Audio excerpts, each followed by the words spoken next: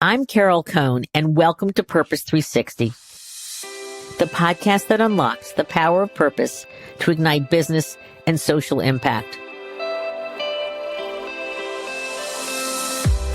To be or not to be? That is the question at the center of our show today. And that's because we have Eleanor Allen, the recently appointed lead executive, meaning CEO, but lead executive is in B Lab parlance. She has taken the reins from the founders of B Lab, and she is now the second generation that's going to help continue to evolve the incredible B Corp movement. B Corps, for those of you who don't know or you want to know more, are businesses that meet the highest standards of verified social and environmental performance, public transparency, and legal accountability. And they aspire to use the power of markets to solve social and environmental problems. So much to learn. It's a fascinating conversation. So let's get started. So welcome to the show, Eleanor. Thank you, Carol. Happy to be here. I just want to talk a little about my excitement for having her on the show. As our listeners know, I was one of the early pioneers in the field of business for good. And in that network was Ben and Jerry's and Anita Roddick, and I used to hang out with those guys. Then in 1992, I'll never forget, we were at a meeting of the Social Venture Network and everybody said, hey, let's create a chamber of commerce for responsible business. Who's in? And we all raised our hands. And so we threw some money in the pot, and Business for Social Responsibility was created in 1992. B Lab came along with three college friends, right? That came together. That was Jay and Bart and Andrew, and they had this feeling that they wanted to do something different for business. That's a 15-year gap, listeners. I just want you to know this trajectory because it's taken a long time for us to mainstream this idea of business that can be a powerful force to advance our society, our environment, our economy, our employee welfare, and such. So now we turn to Eleanor. So Eleanor, you are now the lead executive for B Lab. But what does a lead executive do? Lead executive does what a CEO does, but it's a new term, and we don't have any chiefs at B Lab. We have heads, and we have directors, and we have leads, and I'm the lead executive. So let's talk a little bit about your background. Why this role? So that's a great question. How did I end up at B Lab? Well, before Water for People, in my career trajectory, I was fairly traditional civil and environmental engineer. So through that experience, I had realized the power of business, and I'd sort of gotten a bit disenchanted with business. Like I really wanted to go make an impact. So went to Water for People and learned a ton about impact and a ton about philanthropy in the nonprofit sector. But I thought I really did miss business a bit because business was how I had grown up, how I was wired to work. But also I realized the power of business in this world, in the world we live in. And this is how we function as humanity. Business runs this world. So I thought, wow, wouldn't it be interesting if I could combine my business past with my nonprofit experience? And that's when I started just having this journey of what do I do next? Your moral dilemma. Now, who found who? Someone said, hey, there's this opening at B Lab that sounds like something that might be right up your alley. Why don't you take a look at this brief, which was the profile for the role. And I read it and this is it. This is the job I want. That's fantastic. And I think your background is terrific because you've got B Corps all over the world, from China to the U.S. You are taking the reins from the founders. And so I'm just curious, what advice? Now it's early. Yes. And they're wonderful, wonderful guys. First of all, are they going to still give guidance? What's your advice to someone who inherits a movement company that is truly so many people are looking at it and that you're taking on these reins.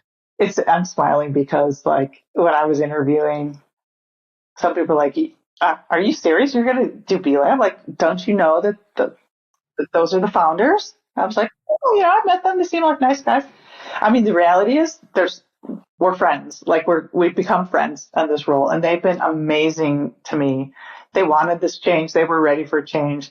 I'm a steward, and my role is to future-proof B Lab and bring it to the next, level, and then pass it off to someone else. And so,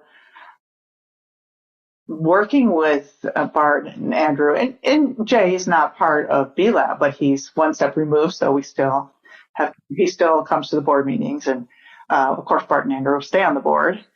I think for me, it's continuing to have the relationship we have, learning, being able to ask questions. So having that open communication is key, but also being able to have them do what they want to do, like do their favorite things. Well, there you go. That's great. So how many employees are at B Lab? So at B Lab Global, the organization I run, we're about 135. And then within the whole network with all the partners around the world, we're at about 400, 450. And so for our listeners, I'm sure they've heard of B Corps or B certification, but they don't know the details. And so if you could share, and I know it's long, but if you could do it briefly, what is a B Corp? What's it have to do to get certified? And why is that important for business today? Okay. Yes. And these are companies that have voluntarily gone through this process because they meet and achieved enough points through the process. They meet the high standards, and these are our standards are focused on business performance overall, but specifically on social and environmental performance, on transparency of how you run your company, and your accountability of the company. Beginning of a journey of continuous improvement. Because if you're certified as a B Corp, every 3 years you have to recertify with the intent that next one you are continuing to improve your performance as a business. Meanwhile, we're continuing to improve our standards, so we're raising the bar. So it's not a one-time, not intended to be a one-time or static. It's a dynamic process, and it's setting your baseline, but also your path for continuous improvement, social, environmental impact. How large is the community? In how many countries? We're over 6,000. We've really grown in the last 3 years, but we're going today. We're like 10 or 12 a day coming through the process. 89 countries, 159 different industries. The biggest being Natura. Oh, of course. Well, and some of the other names, which I mean, some of my fave. I mean, we just had Bombas on the show. Yeah, Bombas. Etsy, Patagonia, Warby, Seventh Generation, Beauty Counter, Ben & Jerry's, of course, Allbirds. So great names. But Danone, of course. I remember the CEO at Danone. I was at a conference and he said that they wanted to they were the biggest B Corp at the time before the Natura doing all its acquisitions. But he said, I don't want to be the biggest. I want others to be bigger than me. Is the movement mainstream now? You're 15, 16 years in. You've got these incredible companies from Natura to Bombas and others in between. We hear you even have a backlog of going through the assessment. Oh, yeah, we have a huge backlog. That's one of my top priorities right now. And for those in the backlog, we are working on getting your wait time down. Are we mainstream? I mean, we're 6,000 companies out of 125 million in the world. So we have a long way to go. We have another 6,000 in the pipeline. We have over 200,000 companies using our tools online. Ah, okay. And maybe they don't want to all be certified, but maybe we can help them still improve their performance. Maybe they're just interested in climate or labor or the legal requirement. But like, how do we help these companies that are in the tool be part of the movement to be a company? So great question. So you get B certification, B Corp certification. That's the 6,000 plus. And then you have this B impact assessment. So can you explain what that is? Because Sounds like that's a very key engine driver to keep the movement growing. So there are 200 possible points. You have to get at least 80 to be certified. So you might go in and be like, wow, I can't get to 80 because I need, I need to do X, Y, and Z. It's going to take me a few years. But you know your focus area. You know where your low points are. You can use that as your own roadmap for improving your company. But what's interesting, so though there are companies that go in there like, I absolutely want to be certified. So that's like, we call those the B Corp. It's the first door. It's like I'm going in, I'm looking at it, I'm gauging myself in various areas, and then I have to decide, am I going to go for certification or just go for getting better? Yeah. So in Eleanor's words, like those that go for certification get through, they're like the champions. They've gone through, they're influencers to others. Then there are the companies in there that are the committed ones. Like, I'm going for it. It might take me a while. It's really hard. I'm not sure when and how, but I'm going to get there someday. Then there's the curious ones who are like, wow, this is pretty interesting. So there's the champions, the committed, the curious. Then there are ones who are just like on the fringe, the watchers. But I think the ones that are the curious ones are the most interesting, because what would it take to get them hooked? That's very exciting. And I love the fact it's the curious that you're looking into. Let's talk about the benefits of being B certified, because we know a lot of our listeners are going, yeah, I've taken the assessment and I'm on the cusp. I want to get them to do it. So what are the benefits for them? I know a lot of the companies that I personally know, it's a employee attraction and retention. Okay. Recruitment. Yep. For younger employees, like knowing their company that they work for is interested in improving the people on the planet, like that's important value. So core values of the company reflected that they went for, they did the certification. So employee recruiting retention, I think, is one.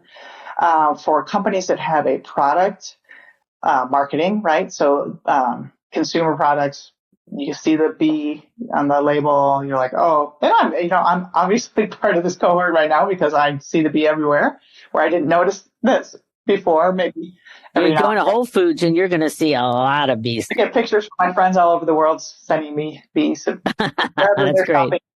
For services industries, I mean, that's a little different because maybe it's on their website, but maybe that's how they market to their clients. Like, and then there's like the big thing is like, it's really running your business better, right? You're taking responsibility for your impact. I mean, that to me is the big future. Like having companies take responsibility for the impact and then run their companies to be with that in mind and always be looking for, is my company improving the state of the world? Is my does the planet need this product or service that I'm providing? And if so, am I providing this product or service with the least impact on the planet and the best impact on people? So obviously you've got the assessment, and the assessment gives me, the business owner, real valuable data and measurement about where I stand. How much so? Okay, once I get into that community, woohoo, I got my B certification. Oh my God, but I got to keep getting better. How much best practice sharing is in the community? Because I think that's an important benefit. So part of it, this isn't necessarily explicit, but the expectation we want companies is not only be proud of that they're part of this community, but also influencing others and to change the way they run their businesses and change the way they think about the role of business in the world we live in. I'm curious, is that a requirement that you need to be kind of ambassador? Is that something that you think it's part of just the ethos of the community? I would say I went to my first champions retreat. So the champions, the little group of like. How many? So they're generally regional. This was U.S. Canada. It was in November in Philadelphia. I want to say, I don't know, like 600 to 1,000. Oh, a lot. It was a lot. That's a big group. Big group. Okay. What were the one or two most, consistent questions you were asked? Consistently about the standards, like where are we going at B Lab? It's like this tension between being an inclusive and exclusive community. Like the ones that are in, don't want the riffraff coming in. The ones that are trying to come in want to get in, but want to make sure they can make it in. And so, like, what is actually changing in the standards was a common question, which we're in the evolution of the standards right now. But one thing we know we're leaning towards and that we had put out for public consultation is what we're calling performance requirements, basically prerequisites that you have to do certain things. I want to talk about and you can't have favorites because, no parent can say, I like this one better than another. You can't do that. But there must be some besides Patagonia, because everybody loves Patagonia. They're amazing. Are there one or two that really struck you, big or small? And there might be a little story that you can say, like, why did it really touch you? Oh, yeah. I mean, there's so many. I'm reflecting on a conversation back at that same event, and I had talked to CEO prior, but I met him here from the Grayson Bakery. I don't know if you know Grayson. Oh, Bakery. I know Grayson. They're going to be on the podcast. Oh, awesome! I love those guys. They're great. Yeah. They have a lovely new CEO. He's great. Yeah, yes. So he's wonderful. So basically, the concept that anyone can come in and they don't ask for references, they don't ask for your resume, they don't ask for background checks. Like, you want a job? We need workers. So really brings in people who have been marginalized in the past to be able to work, get meaningful employment, and then they have a larger labor pool. So this has been really successful at Grayston. And now the Body Shop is also doing this, which I think is kind of funny because the Body Shop started by Anita. I mean, I knew Anita. I actually worked for her one hot minute. I loved Anita. And she passed way, way, way, way too young. But she always said she created a company not to sell stuff, but to give a podium to, under-resourced, underserved, unnoticed, marginalized people. And then they kind of got bigger and went through all their trials and tribulations. And then they got bought by Natura, right? So, but tell me about Body Shop today. Why did it pique your interest? Because they're doing the open hiring there now, based on the Grayston model. So Grayston's helped Body Shop do this. And then just in Natura, so I knew Natura because I lived in Brazil for a while, back before I even knew anything about B Corp or anything. So I actually bought their products. I really liked their products. And so I'm a bit biased just because of my Brazil connection. Are there any little teeny tiny ones that wow you went, oh my God, look how small they are. They've only got like $1 million or $2 million in revenues, but they're so committed. Little companies? Oh yeah. I mean, I got this one here on my desk as well. Mongo Kiss Eco Lips. They're a small company. They are certified. So let's talk a little bit about the demand, because I know in one of your reports, your certifications rose 44%, your submissions for certification from 2019 to 2021.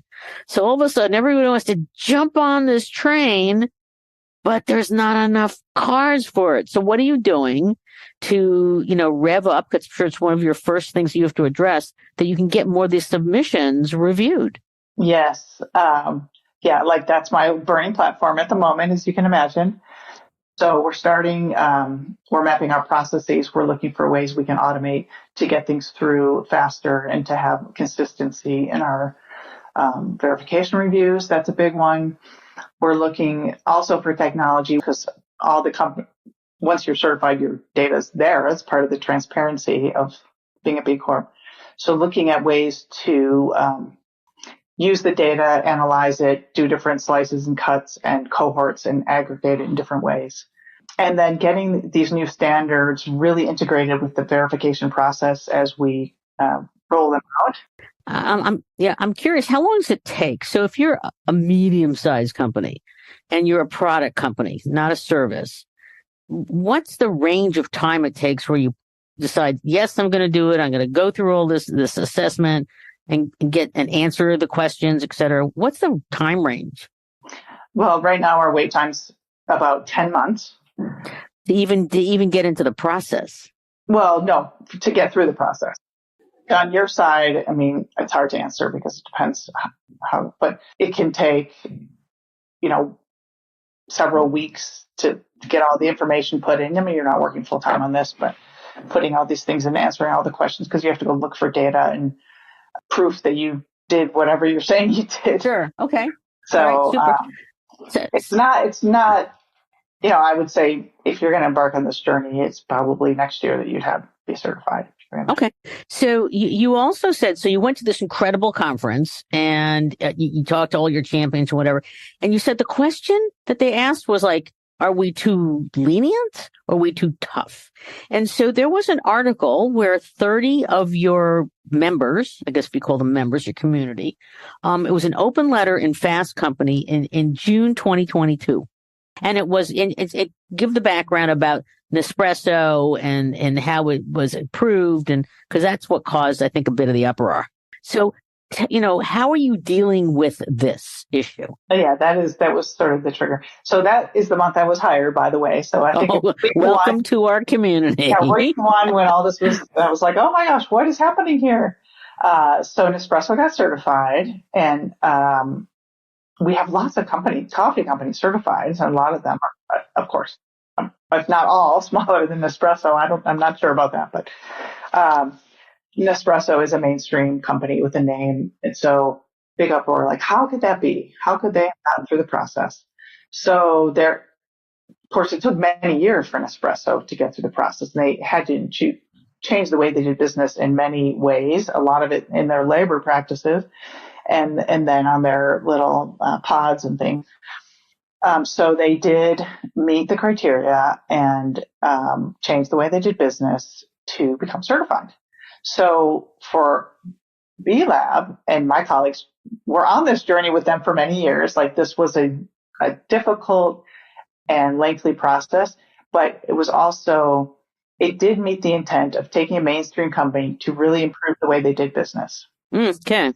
But when it's in the headline, Nespresso certified, the small companies in the community are like, well, wait a minute. Like, no, like they shouldn't be let in because they're big and they're bad. Therefore they're bad. Not knowing all the backstory, but of course they had to meet the same criteria. They had to do the same assessment. Now you're evolving. I read that you're evolving your standards. So can you just share a little bit about that evolution?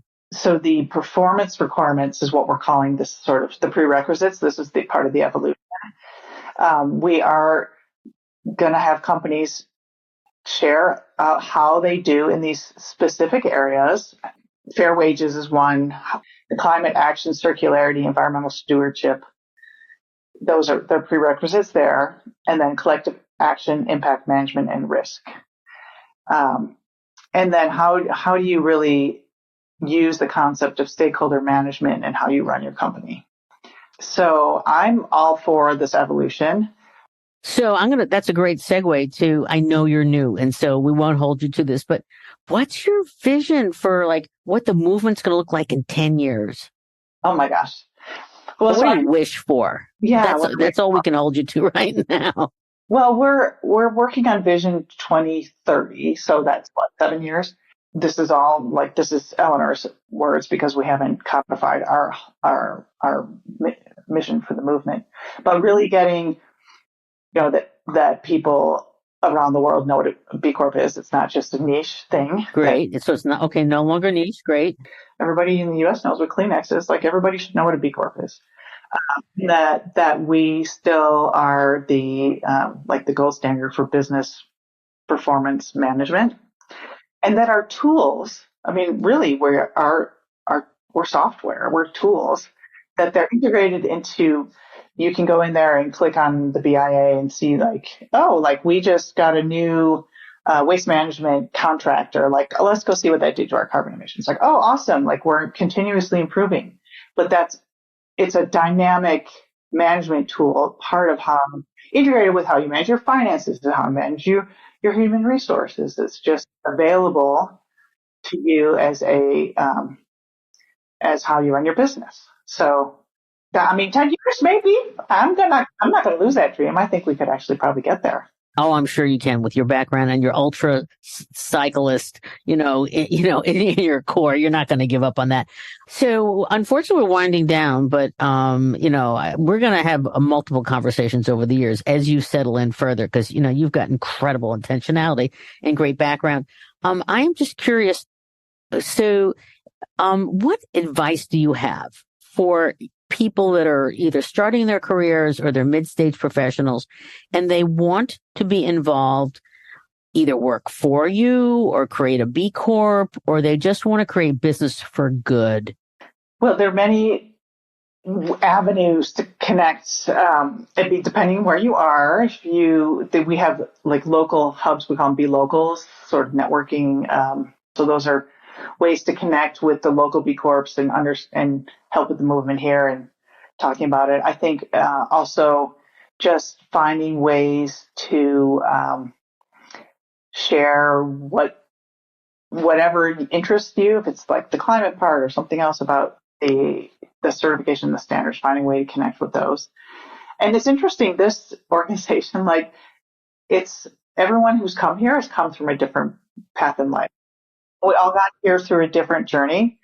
So I think if this is something that's interesting to you, follow your heart and figure out how to find like either what was made most impact is, if I look back, all hindsight, either like the people I've worked with that were hugely inspirational and influential in my career, or the things I worked on that were super motivating that like got me out of bed every morning. Like, I can't wait to go to work because I'm so excited about this X project. Finding those things that, then work is joyful and rewarding. And it's not, your work is also your purpose. Yeah. So your moral dilemma has truly been solved. If you're, at, some business conference, not a B Corp business conference, a general business conference about strategy and growth and business for good, an economist group or something like that, or you're at a sustainable brands or somebody else, they're not a member yet. Can you succinctly say to them why they should become a B Corp? Why should they become a B Corp? To improve the way you run your business. It's improving not only your bottom line, but also improving your impact and being responsible for your impact. Super. Okay. So in closing, you get the last word. How would you like to just leave this great conversation? I would say, if this has piqued your interest and you're curious, can always reach out to me through Carol or however, I'm a very good connector and networker, so I can find you the person you need wherever you are in the world. If you are super intrigued and you want to learn more, we have lots of resources on our webpage. We even have our own podcast called Forces for Good. That you do. I know. I've listened. It was great. It was very good. In different areas. So if you have a specific area of interest, that's been really popular. And just don't give up. Like, follow this path. And there can be a fit for you, even if the certification is too high a bar. There are other tools and resources we can offer to help you improve your performance and be use business as a force for good. So Eleanor Allen, this has been a great conversation. She's so enthusiastic. She's full. I love the left brain, right brain, multi-dimensional woman that you bring to this with your incredible global expertise. I know that with that is going to really further ignite the B Corp movement. And we're going to get together probably in about a year and to see how you're doing. Oh my gosh, it'll be so different. I can't wait. Oh, it'll be great. So thank you, Eleanor. It's been a great conversation. Thank you, Carol.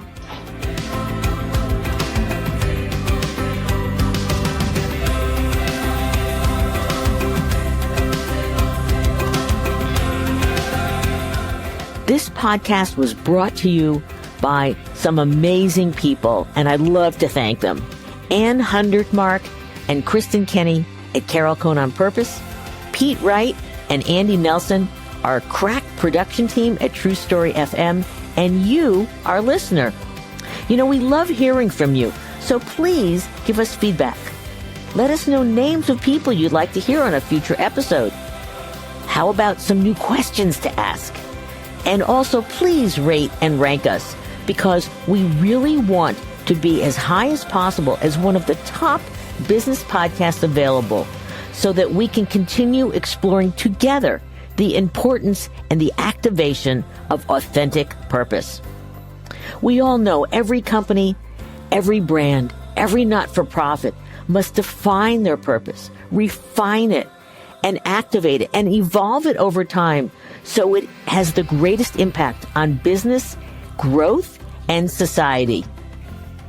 And by listening to these episodes and sharing them with your colleagues and talking about them, I want to inspire you to have an amazing answer to this question.